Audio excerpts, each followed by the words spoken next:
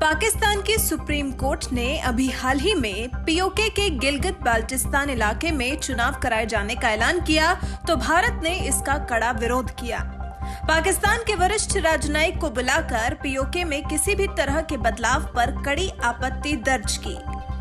लेकिन क्या आपको पता है क्या है गिलगित बाल्टिस्तान का इतिहास? आखिर गिलगित बाल्टिस्तान को लेकर पाकिस्तान और भारत के बीच में लड़ाई क्यों है? क्यों भारत इसे अपना अभिन्न अंग कहता है जबकि पाकिस्तान इस पर अपना कब्जा बताता है? तो बात दरअसल ये है कि पाकिस्तान ने धोखे से भारत के अभिन्न अंग गिलगित बाल्टिस्तान पर कब्जा किया हुआ है। इसकी नींव ही झूठ, फरेब और धोखाधड़ी से जुड़ी है। तो हुआ कुछ ऐसा था कि साल 1947 में जब पाकिस्तान और भारत का विभाजन हुआ तो गिलगित बाल्टिस्तान क्षेत्र किसी भी देश को नहीं सौंपा गया था। इसे गिलगित एजेंसी को ब्रिटेन ने साल 1935 में ही लीज पर दे दिया था, वो भी पूरे 60 साल के लिए। लेकिन अंग्रेजों ने इस लीज को 1 अगस्त को रद्द कर दिया और ये गिलगित बाल्टिस्तान वाला क्षेत्र राजा हरि सिंह को सौंप दिया गया। इसके बाद शुरू हुई असली लड़ाई, क्योंकि इसके बाद हथियारबंद कबालियों ने पाकिस्तानी सेना के साथ मिलकर गिलगित बाल्टिस्तान वाले इलाके पर आक्रमण कर दिया। जैसे जैसे कबालियों की फौज श्रीनगर की तरफ बढ़ रही थी, वैसे वैसे हिंदुओं की हत्याओं और उनसे लूटपाट की खबरें और जोर पकड़ती जा रही थी। तब राजा हरि सिंह 25 अक्टूबर 1947 को श्रीनगर पहुंचे थे और 26 अक्टूबर 1947 को भारत में विलय के लिए संधि पत्र इंस्ट्रूमेंट ऑफ एक्सेशन पर हस्ताक्षर कर दिए थे, जिससे पाकिस्तान बौखला गया और उसने हिंदुओं पर हमले और तेज कर दिए।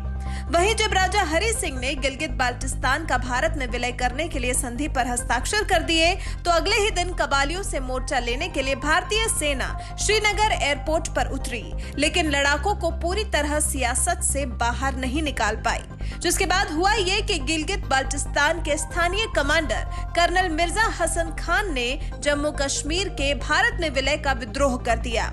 ये तारीख थी 2 नवंबर 1947।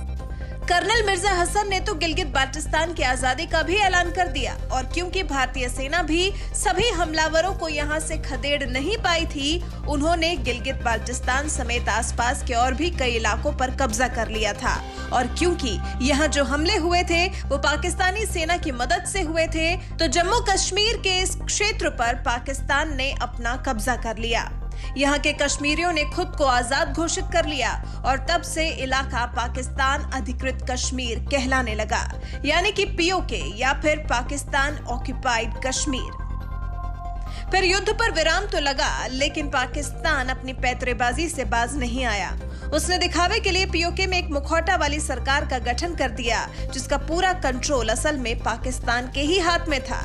तब तक गिलगित बाल्टिस्तान भी पाकिस्तान के कब्जे वाले कश्मीर का हिस्सा हो चुका था। 28 अप्रैल को पीओके की मुखौटा सरकार ने गिलगित बाल्टिस्तान को पाकिस्तान को सौंप दिया, लेकिन असल में ये पूरा हिस्सा भारत का है, जिसे राजा हरि सिंह ने भारत को सौंपा था। लेकिन पाकिस्तान ने अवैध रूप से इसके कुछ हिस्से पर कब्जा कर लिया। अब पाकिस्तान पीओके के गिलगित बाल्टिस्तान वाले हिस्से में चुनाव कराना चाहता है और इसके लिए पाक की सुप्रीम कोर्ट ने आदेश दिया है, जिसका भारत ने बड़ी ही कड़ाई से विरोध किया है और इन जगहों पर किसी भी तरह के बदलाव पर पाकिस्तान को चेताया भी है।